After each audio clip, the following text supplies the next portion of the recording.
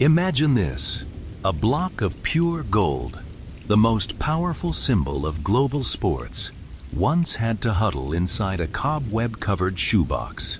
In 1943, as the bombs of World War II were tearing through Europe, Ottorino Barassi, an Italian FIFA vice president, secretly sneaked into a bank in Rome.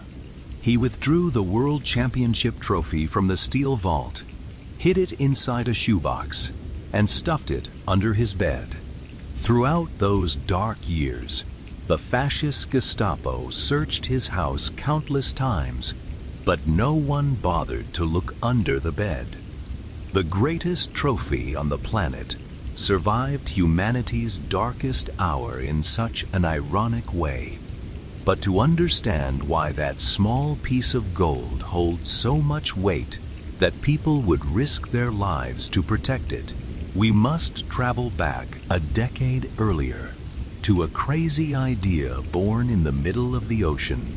In the 1920s, football was already very popular, but it was confined to the Olympics, a stage exclusively for amateur players. Jules Rimet, the great FIFA president at the time, decided that the world needed a true gladiatorial arena for the strongest, and thus the World Cup was born. However, the first World Cup in 1930 in Uruguay almost became a failure. At that time, there were no glamorous transcontinental flights. To reach South America, European teams had to drift at sea for 3 grueling weeks. Most nations shook their heads in refusal, finding it too costly and exhausting.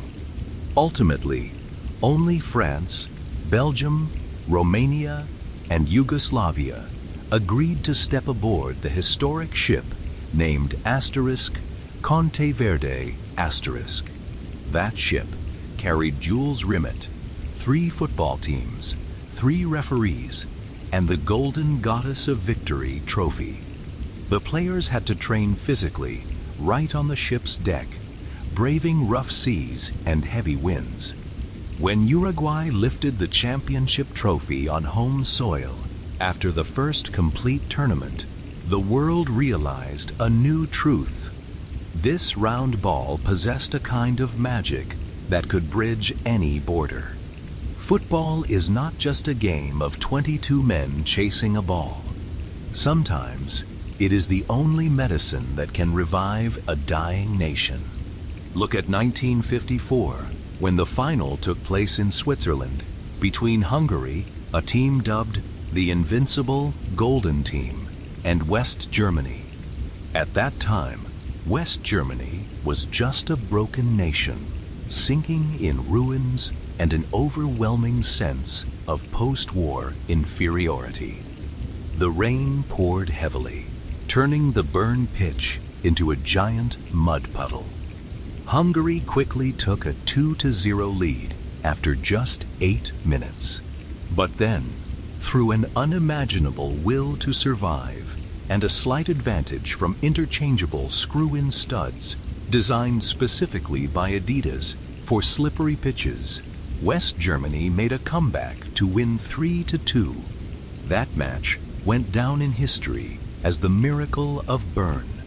The moment the final whistle blew, millions of Germans listening through crackling radios suddenly realized they had the right to feel proud again.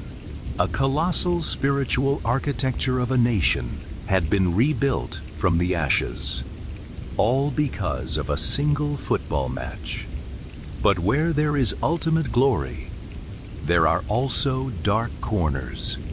The history of the World Cup would be incomplete without cunning tricks and even thieves. The original Jules Rimet Trophy, the very one that survived the World War, suffered an incredibly tragic fate. In 1966, right before the tournament in England, it was stolen from an exhibition room and luckily found in a bush by a dog named Pickles. But luck doesn't last forever. In 1983, It was stolen once again from the Brazilian Football Confederation headquarters in Rio de Janeiro. This time, there was no shoebox or dog to save it. The thieves melted down the greatest symbol of world football into senseless gold bars. That shocking event forced FIFA to switch to the intricate new FIFA World Cup trophy designed by artist Silvio Gazzaniga, the masterpiece depicting two athletes holding up the earth that we still see today. And when it comes to insane drama, no Hollywood scriptwriter would dare to write what happened at the 1986 World Cup in Mexico. The quarter-final match between Argentina and England took place in an incredibly tense atmosphere, heavily tinged with politics following the Falklands War. In that match, Diego Maradona leaped high and used his hand to punch the ball into the net. When surrounded by the press, he simply smirked and left behind an immortal quote, asterisk, "It was a goal scored a little bit by the head of Maradona and a little bit by the hand of God," asterisk. Merely 4 minutes after that moment of historic cheating, he himself dribbled past more than half of the English team to score the goal of the century. He was simultaneously a devil in the eyes of the English and an absolute god in the eyes of the Argentines.